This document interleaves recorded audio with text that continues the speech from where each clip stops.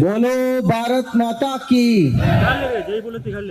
ತಂದೆಯವರು ಮಾಡಿರುವಂತ ಅಭಿವೃದ್ಧಿ ಕೆಲಸಗಳು ತಮ್ಮೆಲ್ಲರಿಗೂ ಗೊತ್ತಿದ್ದೇ ಇದೆ. ನಾನು ಹೆಚ್ಚಿನ ವಿವರಣೆಗೆ ಹೋಗೋದಿಲ್ಲ. ಯಾಕೆಂದ್ರೆ ನಾನು ಹಳ್ಳಿ ಓಣಿ ಪಟ್ಟಿನ ಹೇಳ್ಕೊಂತ ಹೋದ್ರೆ ಖಂಡಿತವಾಗ್ಲೂ 2 ದಿನ ಅಂತೂ ಸಾಲಂಗಿಲ್ಲ, 3-4 ದಿನ ಬೇಕಾಕಿತ್ತು. ಅಂದ್ರೆ ಅವ್ರ ಅಷ್ಟಭಿವೃದ್ಧಿ ಕೆಲಸಗಳನ್ನ ತಂದೆಯವರು 2008ರಿಂದ ಮಾಡ್ಕೊಂತ ಬಂದಿದ್ದಾರೆ ಬಂಧುಗಳೇ. ಕಾಂಗ್ರೆಸ್ ಪಕ್ಷ ರೈತ ವಿರೋಧಿ ಪಕ್ಷ, ಭಾರತೀಯ ಜನತಾ ಪಕ್ಷ ರೈತರಿಗೆ ಪರವಾಗಿರುವಂತ ಪಕ್ಷ. ಈ ಭಾಗಕ್ಕೆ ನೀರು ಇರ್ತಿರ್ಲಿಲ್ಲ ಬಂಧುಗಳೇ. ನಮ್ಮ ಮೆಚ್ಚಿನ ನಾಯಕರಾದ ಯಡಿಯೂರಪ್ಪ ಸಾಹೇಬರು ಮುಖ್ಯಮಂತ್ರಿ ಇದ್ದ ಸಂದರ್ಭದಲ್ಲಿ, ತಂದೆಯವರು ಜಲಸಂಪನ್ಮೂಲ ಸಚಿವರಿದ್ದ ಸಂದರ್ಭದಲ್ಲಿ ವರದಾ ಏತ್ ನೀರಾವರಿಯನ್ನ ಮಾಡಿ ಈ ಭಾಗಕ್ಕೆ ನೀರನ್ನ ಕೊಟ್ಟರು, ನೀರಿನ ಸಮಸ್ಯೆ ಬಗೆಹರಿಸಿದ್ರು, ಕುಡಿಯ ನೀರಿನ ಸಮಸ್ಯೆ ಬಗೆಹರಿಸಿದ್ರು ಮತ್ತು 100ಕ್ಕಿಂತ ಹೆಚ್ಚು ಕೆರೆಗಳು ಇವತ್ತು ತುಂಬಿದವೆ ಬಂಧುಗಳೇ. ತಂದೆಯವರು ಮುಖ್ಯಮಂತ್ರಿ ಆದ ಕ್ಷಣವೇ ರೈತ ವಿದ್ಯಾ ನಿಧಿಯನ್ನು ಘೋಷಣೆ ಮಾಡಿದ್ರು. ಭೂಮಿ ಎಷ್ಟಿದೆ ಅಷ್ಟೇ ಇದೆ. ನಮ್ಮ ಜನಸಂಖ್ಯೆ ಜಾಸ್ತಿ ಆಗ್ತಾ ಭೂಮಿ ಕಡಿಮೆ ಹಾಕುವಂತೆ ಹೊರತು ಜಾಸ್ತಿ ಆಗೋದಿಲ್ಲ. ಆದ್ರಿಂದ ನಮ್ಮ ರೈತರ ಮಕ್ಕಳು ವಿದ್ಯಾಭ್ಯಾಸನ ಮಾಡಿ ಬೇರೆ ಬೇರೆ ಕ್ಷೇತ್ರದಲ್ಲಿ ಕೆಲಸ ಮಾಡಬೇಕು ಅಂತ ಒಂದು ದೂರದೃಷ್ಟಿ ಇಟ್ಕೊಂಡು ರೈತ ವಿದ್ಯಾ ನಿಧಿಯನ್ನು ಘೋಷಣೆ ಮಾಡಿದ್ರು. ಪ್ರಧಾನ ಮಂತ್ರಿ ಕಿಸಾನ್ ಸನ್ಮಾನ್ ಯೋಜನೆ ಅಡಿಯಿಂದ 6,000 ರೂಪಾಯಿ ಡೈರೆಕ್ಟ್ ಬ್ಯಾಂಕ್ ಟ್ರಾನ್ಸ್ಫರ್ ಮುಖಾಂತರ ಈಗಲೂ ಸಹ ಬರ್ತಾ ಇದೆ ಬಂಧುಗಳೇ. ನಮ್ಮ ಮೆಚ್ಚಿನ ನಾಯಕರಾದ ಯಡಿಯೂರಪ್ಪ ಸಾಹೇಬರು ಅದಕ್ಕೆ 4,000 ಜೋಡಣೆಯನ್ನ ಮಾಡಿದ್ರು. ತಂದೆಯವರು ಮುಖ್ಯಮಂತ್ರಿ ಇದ್ದ ಸಂದರ್ಭದಲ್ಲಿ ಅದನ್ನ ಮುಂದುವರಿಸ್ಕೊಂತ ಬಂದ್ರು. ಒಂದ್ ರೈತ ಕುಟುಂಬಕ್ಕೆ 10,000 ಕೊಟ್ಟರು ಬಂಧುಗಳೇ. ಈಗಿರುವಂತ ಕಾಂಗ್ರೆಸ್ ಪಕ್ಷ ರೈತ ವಿರೋಧಿ ಪಕ್ಷ ರಾಜ್ಯ ಸರ್ಕಾರದ 4,000 ವಾಪಸ್ ತಗೊಂಡ್ರು, ರೈತ ವಿದ್ಯಾ ನಿಧಿನೂ ವಾಪಸ್ ತಗೊಂಡ್ರು. ಅಷ್ಟೇ ಅಲ್ಲ, ತಮ್ಮೆಲ್ಲರಿಗೂ ಗೊತ್ತಿದ್ದಂತೆ ಒಂದು ವಾರದಿಂದ ಒಂದು ಆತಂಕ ಸೃಷ್ಟಿ ಮಾಡಿದ್ರು ಇವ್ರು. ನಾವಿವತ್ತು ಒಂದು ತನ್ನ ಉಂಟೀವಂತಂದ್ರೆ ಅದು ನಮ್ಮ ರೈತರಿಗೆ ನೋಟಿಸ್ ಕಳಿಸ್ತಾರೆ ಇವ್ರು. ರೈತರ ಭೂಮಿ ನಿಮ್ದಲ್ಲ ಅಂತ ನೋಟಿಸ್ ಕಳಿಸ್ತಾರೆ. ಆದ್ರಿಂದ ತಾವೆಲ್ಲರೂ ಈ ಉಪಚುನಾವಣೆಯಲ್ಲಿ ತಕ್ಕ ಉತ್ತರ ತಮ್ಮ ವೋಟ್ ಮುಖಾಂತರ ಕಾಂಗ್ರೆಸ್ನ ತಿರಸ್ಕಾರ ಮಾಡಬೇಕು ಅಂತ ಈ ಸಂದರ್ಭದಲ್ಲಿ ಹೇಳಕ್ ಇಚ್ಛೆ ಪಡ್ತೀನಿ ಬಂಧುಗಳೇ.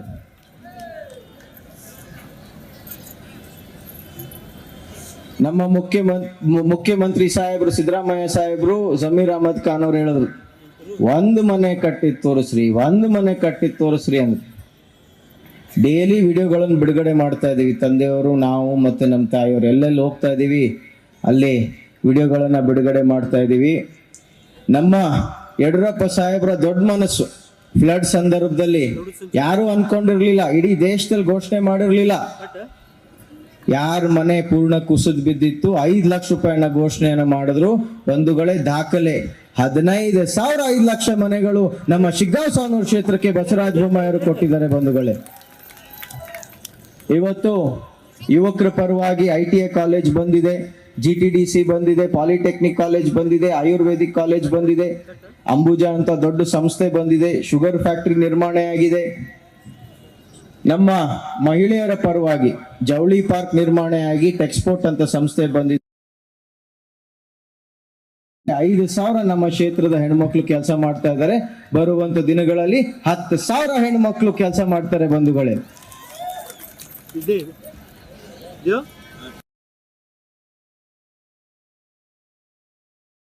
ಪ್ರಧಾನಮಂತ್ರಿ ನರೇಂದ್ರ ಮೋದಿ ಅವರ ಮಾರ್ಗದರ್ಶನದಲ್ಲಿ ರೈತರ ಪರವಾಗಿ, ಬಡವರ ಪರವಾಗಿ, ಯುವಕರ ಪರವಾಗಿ ಮತ್ತು ಬಡವರ ಪರವಾಗಿ, ರೈತರ ಪರವಾಗಿ, ಮಹಿಳೆಯರ ಪರವಾಗಿ, ಯುವಕರ ಪರವಾಗಿ ಅಭಿವೃದ್ಧಿ ಕೆಲಸಗಳನ್ನ ಮುಂದುವರಿಸ್ತೀನಿ ಅಂತ ನಾನು ಈ ಸಂದರ್ಭ. ಕಾಂಗ್ರೆಸ್ ಪಕ್ಷದವರು ಗ್ಯಾರಂಟಿ ಅಂತಾರೆ. ಯಾರು ನೀರನ್ನ ಕೊಡ್ತಾರೆ ಅದು ಶಾಶ್ವತ ಅವ್ರಿಗೆ ಮನೆ ಆಗಿದೆ, ಇದು ಶಾಶ್ವತ ಗ್ಯಾರಂಟಿ. ಇವತ್ತು ನಮ್ಮ ನಾರಿಯ ಶಕ್ತಿ ಪರವಾಗಿ, ಯುವಕರ ಪರವಾಗಿ ಉದ್ಯೋಗ ಸೃಷ್ಟಿ ಆಗಂಗಿಲ್ಲ. ಆದ್ರಿಂದ ತಾವೆಲ್ಲರೂ ಶಾಶ್ವತ ಗ್ಯಾರಂಟಿಯನ್ನ ನೋಡಿ ಮತಯಾಚನೆ ಮಾಡಬೇಕು ಅಂತ ಹೇಳುತ್ತಾ, ಇನ್ನೊಂದು ವಿಚಾರ ನಮ್ಮ ಪ್ರಹ್ಲಾದ್ ಜೋಶಿ ಸಾಹೇಬರು ಅದನ್ನ ಹೇಳಿದ್ರು. ಇತ್ತೀಚಿನ ದಿನಗಳಲ್ಲಿ ಪೊಲೀಸ್ ಸ್ಟೇಷನ್ ರಾಜಕಾರಣ ನಡೀತಾ ಇದೆ. ತಂದೆಯವರು ಇದ್ದ ಸಂದರ್ಭದಲ್ಲಿ ಒಂದು ಕೋಮು ಗಲಭೆ ಆಗಿಲ್ಲ. ತಂದೆಯವರು ಇರೋವರೆಗೂ, ಪ್ರಹ್ಲಾದ್ ಜೋಶಿ ಸಾಹೇಬರು ಇರೋವರೆಗೂ, ನಾನಿರೋವರೆಗೂ ಪೊಲೀಸ್ ಸ್ಟೇಷನ್ ರಾಜಕಾರಣಕ್ಕೆ ಅವಕಾಶ ಇಲ್ಲ ಅಂತ ಈ ಸಂದರ್ಭದಲ್ಲಿ ಹೇಳಕ್ ಇಚ್ಛೆ ಪಡ್ತೀನಿ ಬಂಧುಗಳೇ.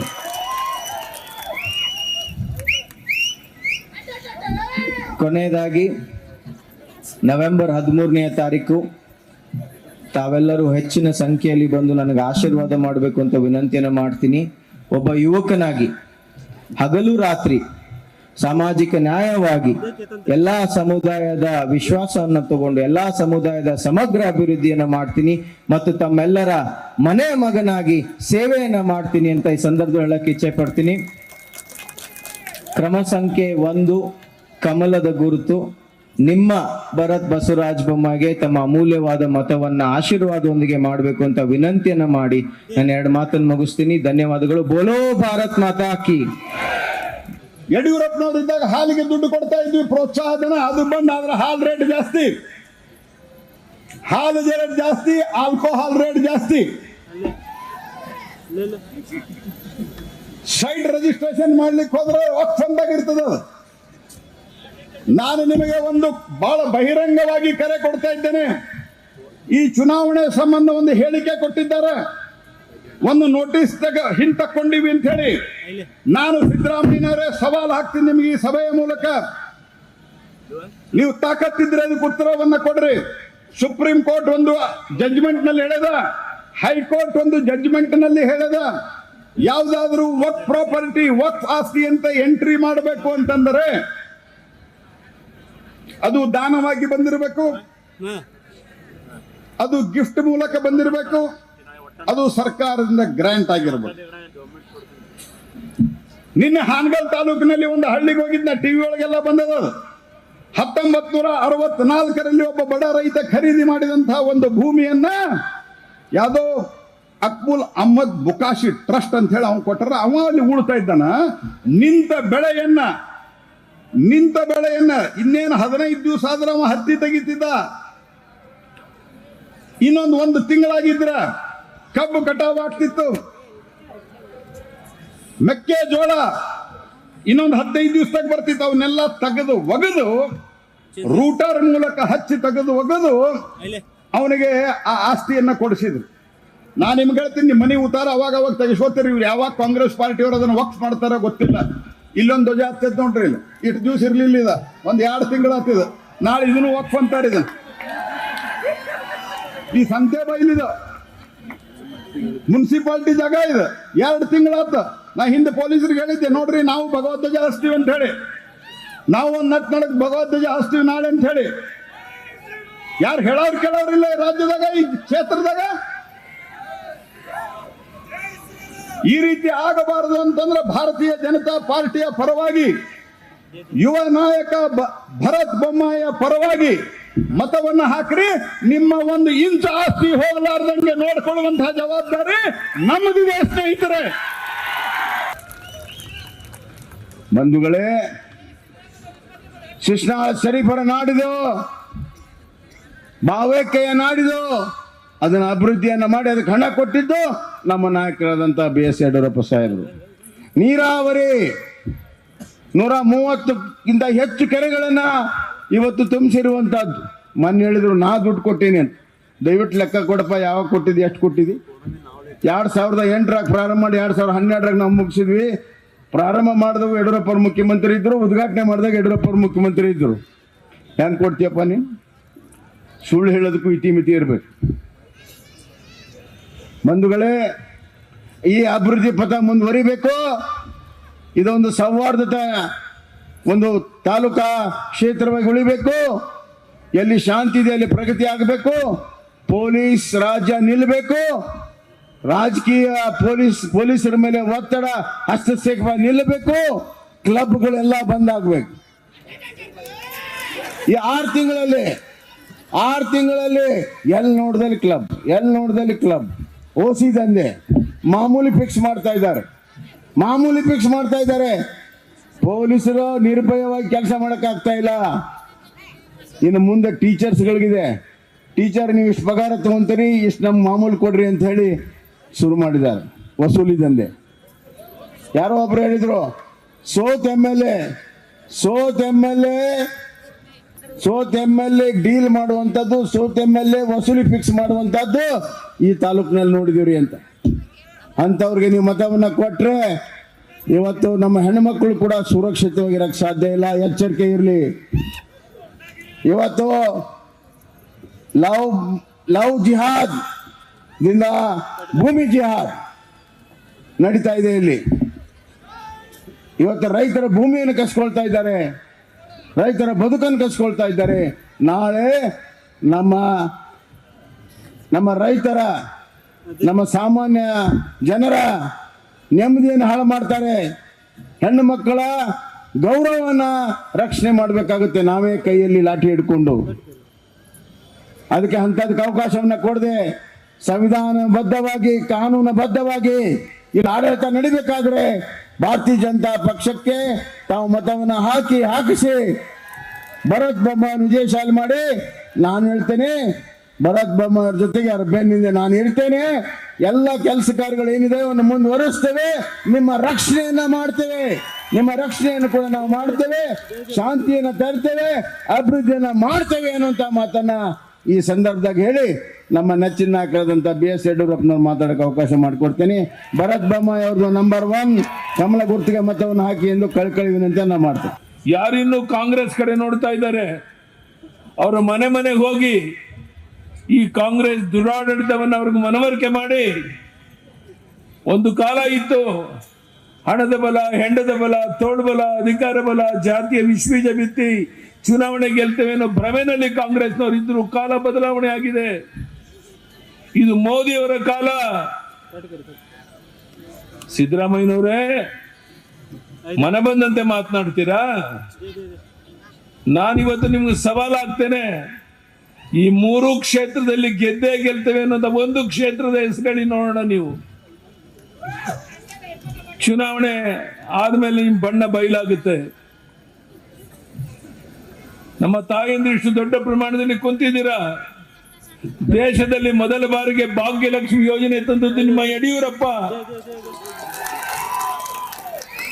18 ವರ್ಷ ಆದಾಗ ಲಕ್ಷಾಂತರ ರೂಪಾಯಿ ಹಣ ಸಿಗುವಂತೆ ಮಾಡಿದಂತ ನಿಮ್ಮ ಯಡಿಯೂರಪ್ಪ ಈಗ ಮೆಚ್ಯೂರಿಟಿ ಆಗಿದ್ರೆ ಈ ಪಾಪರ್ ಸರ್ಕಾರ, ಈ ದಿವಾಳಿ ಸರ್ಕಾರ ಇನ್ನು ದುಡ್ಡು ಕೊಡ್ತಾ ಇಲ್ಲ.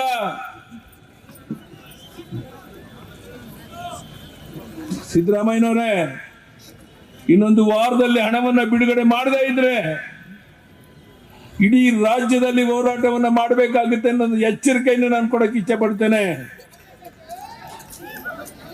ನಮ್ಮ ಬಂಧುಗಳಿಗೆ ಕೇಳ್ತೇನೆ, ಅಬಕಾರಿ ಇಲಾಖೆಯಲ್ಲಿ ಏನಾಯ್ತು?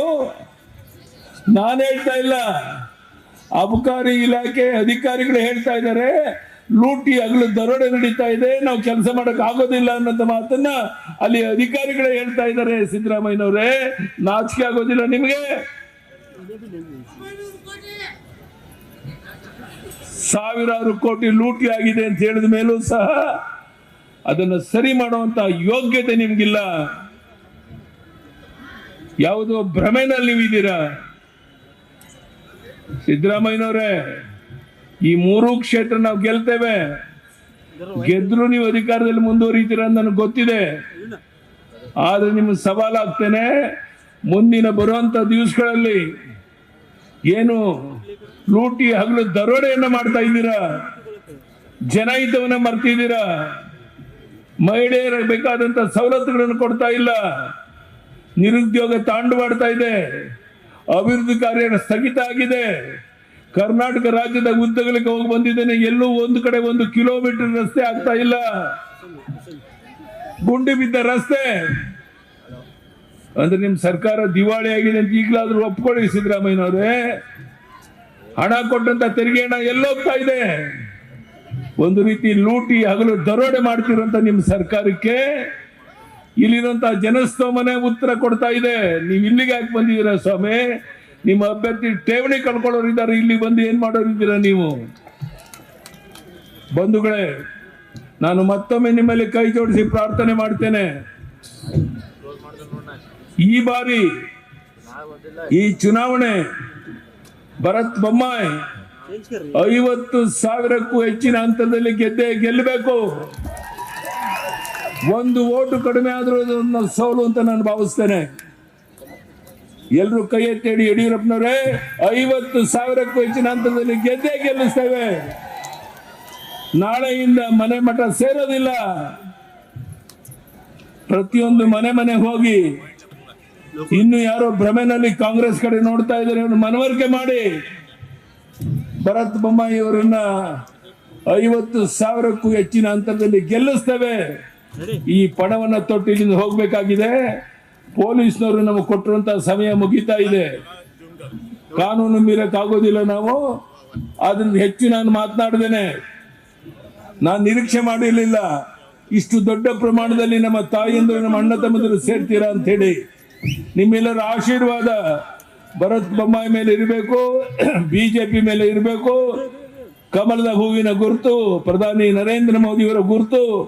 ಆ ಗುರುತಿಗೆ ವೋಟ್ ಹಾಕೋದ್ರ ಮೂಲಕ ಭರತ್ ಬೊಮ್ಮಾಯಿಯವನ್ನ 50,000ಕ್ಕೂ ಹೆಚ್ಚಿನ ಆಯ್ಕೆ ಮಾಡಿ ಕಳಿಸ್ಕೊಡ್ಬೇಕು ಅಂತ ಕೈ ಜೋಡಿಸಿ ಪ್ರಾರ್ಥನೆ ಮಾಡಿ ನಿಮ್ಮೆಲ್ಲರೂ ಒಂದು ಸಿಲಿನ ಮಾತನ್ನು ಮುಗಿಸ್ತೇನೆ. ಬಲೋ ಭಾರತ್ ಮಾತಾ ಕಿ. ನಾವು ಯಡಿಯೂರಪ್ಪ ಸಾಹೇಬ್ರಿಗೆ ಹೇಳ್ತಿದ್ವಿ, ಸಾಹೇಬ್ರೆ ತಮಗೆ ವಯಸ್ಸು 70 ಮೇಲೆ ಆಗಿದಾವೆ, ಕೋವಿಡ್ ಅಲ್ಲಿ ಭೇಟಿ ಆಗದ ಯಾರು ಜನರಿಗೆ ಬೇಡ ಅಂತ ಹೇಳ್ತಿದ್ವಿ.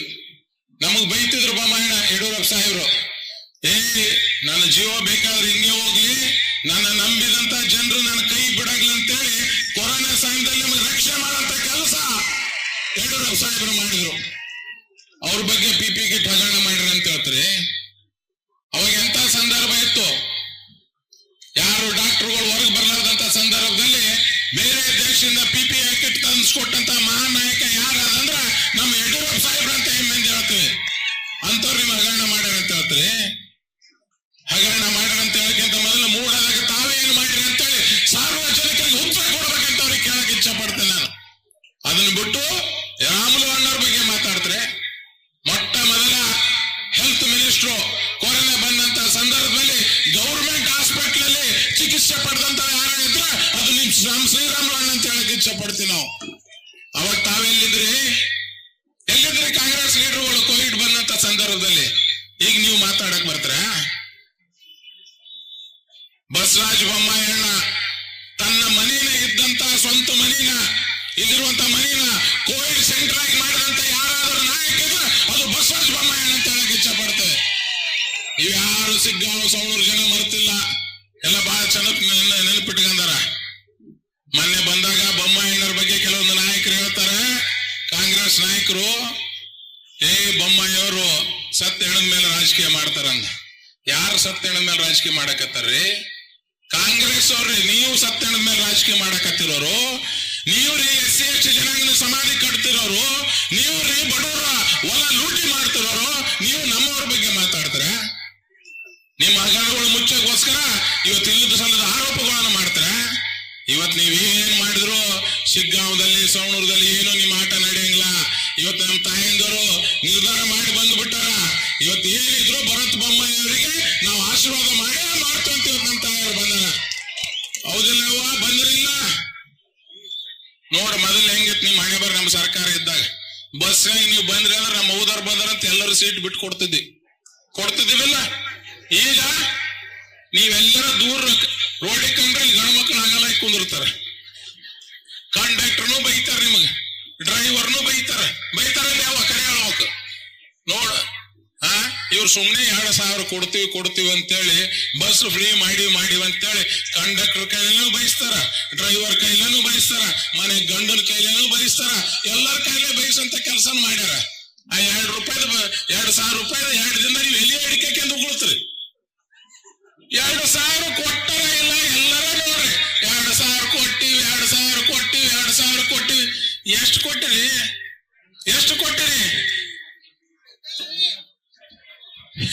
ಅಲ್ಲ, ಮೊನ್ನೊಬ್ಬ ಹೇಳ್ದ ನಮ್ಮೂರಾಗ, ಅಣ್ಣ ಮುಂಜಾನೆ ಹಚ್ಚಂತ ದೀಪದ ಎಣ್ಣೆ ಹಿಡಿದು ರಾತ್ರಿ ಕುಡಿದು ಮಲಗ ದೀಪ ಎಣ್ಣೆವರೆಗೂ ಎಲ್ಲ ರೇಟ್ ಜಾಸ್ತಿ ಮಾಡಿಬಿಟ್ಟಾರಪ್ಪ ಅಣ್ಣ ಅಂತ ಹೇಳ್ದ. ಯಾರು ಹೇಳ್ಬೇಕು ನಮ್ ಗಂಡ್ಮಕ್ಳ ತ್ರಾಸು? ಈ ಕಾಂಗ್ರೆಸ್ ಸರ್ಕಾರ ಏನಾದ್ರೂ ನಡೆದ ನಿಮ್ಮ ಓಟಿ ರೊಕ್ಕದಾಗ ನಡೆದದ. ಅದಕ್ಕೋಸ್ಕರ ಬಂಧುಗಳೇ ನಿಮ್ಗೆ ಹೇಳ್ತಾನೆ,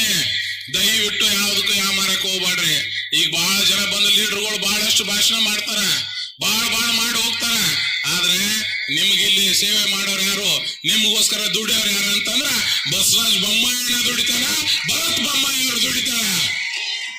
ಅಣ್ಣ ಈಗೊಂದು ಹೊಸ ಚಾಲು ಮಾಡಿಬಿಟ್ಟಾರ ಬಸಪ್ಪಣ್ಣ. ಎಲ್ಲೆಲ್ಲರ ವಾಲ್ಮೀಕಿ ಸಮಾಜದವ್ರು ಇದ್ದಲ್ಲಿ ಹೋದ್ಮೇಲೆ ಒಂದು 300-400 ಜನ ಬಂದ್ಬಿಟ್ಟಾರ ಬೆಳಗಾಂದವ್ರು. ಬರ್ರಿ ಸೌಕಾರ ಕರೆಯಕತ್ತಾನ, ಸೌಕಾರ ಕರೆಯಕತ್ತಾನ. ಸೌಕಾರ ಏನ್ ಸೌಕಾರ ತನ್ನ ಮನೆ ಆಸ್ತಿ ಕೊಡಕ್ ಕರೆಯಕತ್ತಾರ? ಬರ್ರಿ ಸೌಕಾರ ಕರೆಯಕತ್ತಾರ. ಸೌಕಾರ ಆಯ್ತು, ರಾಜಗೌಡ ಆಯ್ತು, 13ನೇ ತಾರೀಕು ಅಷ್ಟೇ ಇರುತ್ತವೆ.